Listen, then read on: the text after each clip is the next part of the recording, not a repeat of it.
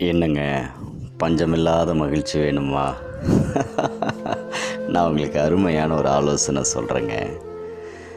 என்னென்னா, நீங்கள் இனிமேல் இன்னொருத்தரை போல வாழணும்னு நினைக்காதீங்க. அப்படி நினச்சோம்னா நம்ம வாழ்க்கையில் மகிழ்ச்சிக்கு வாய்ப்பே இல்லாமல் போயிடும். பார்த்துக்கோங்க. அவங்க அந்த வேலைக்கு போகிறாங்க, நானும் போய் பார்க்குறேன்.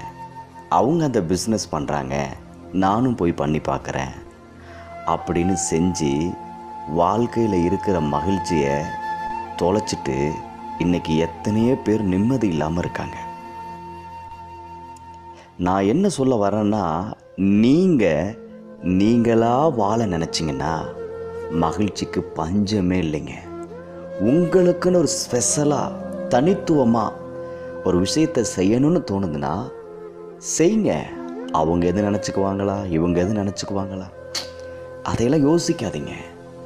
இது கண்டிப்பாக இது ஒரு நல்ல விஷயம், இது செஞ்சால் நல்லா இருக்கும் அப்படின்னு உங்களுக்குள்ள சுயமாக ஒன்று உருவாகுதுன்னா அதை செய்யுங்க.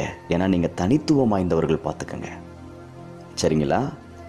அதனால் இதை விட இன்னும் சிறப்பான ஒரு விஷயம் சொல்லணும் அப்படின்னா, நீங்கள் தேவனுடைய வார்த்தையின்படி வாழணும்னு நினச்சிங்கன்னு வச்சுக்கோங்களேன், மகிழ்ச்சி குறைய வாய்ப்பே கிடையாதுங்க. அதுதாங்க உண்மை.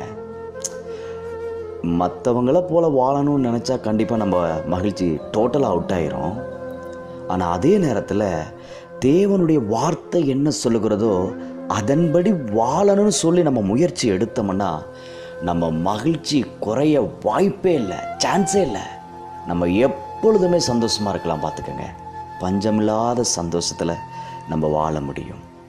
ஆகவே அதனால தான் ஆண்டவருடைய வார்த்தை சொல்லுகிறது, கர்த்தருக்குள் எப்பொழுதும் சந்தோஷமாக இருங்கள். சந்தோஷமாக இருப்பீங்களா?